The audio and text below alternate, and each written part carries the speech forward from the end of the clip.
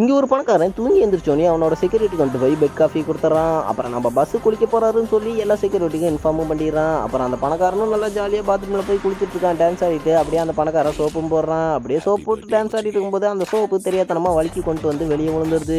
அது தெரியாம அந்த செக்யூரிட்டி சோப் மேல காலை வச்சு கீழே விழுவ எதார்த்தமா அந்த கன்னும் ஃபயர் ஆயிருது. அங்க இருந்த 2 செக்யூரிட்டியும் அப்படியே புல்லட் பட்டு 2 பேரும் கீழே விழுந்து செத்துடுறாங்க. அது தெரியாம உள்ள அந்த பணக்காரன் டான்ஸ் ஆடிட்டு இருப்பான். அந்த சோப் அப்படியே படிக்கி வருது. வேலை செஞ்சுட்டு இருந்த அந்த பணக்காரனோட ஒய்ஃப் கண்ணில் மிளகாப்பொடி தட்டி விழுவ அந்த கையில் இருந்த கத்தியை வச்சு அங்கேருந்து வேலைக்காரனையும் அவங்க ஒய்ஃபு கொண்டுறாங்க. அப்புறம் பார்த்தீங்கன்னா அந்த சோப்பு அங்கேருந்து மெதுவாக போயிட்டு இருக்குது. அது தெரியாமல் அவன் பையன் பாட்டை கேட்டு டான்ஸ் ஆடிட்டு இருப்பான். அப்படியே அங்கேருந்து அந்த சோப்பு வலிக்கி விட்டு கீழே வந்து செத்தும் போயிடுவான்.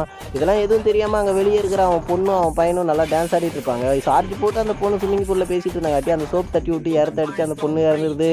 அப்புறம் பார்த்தீங்கன்னா ஒரு வழியாக பாசும் குளிச்சுட்டு வெளியே வந்துடுறாரு. பார்த்தா அங்கே இருந்த எல்லாரும் செத்து கிடப்பாங்க.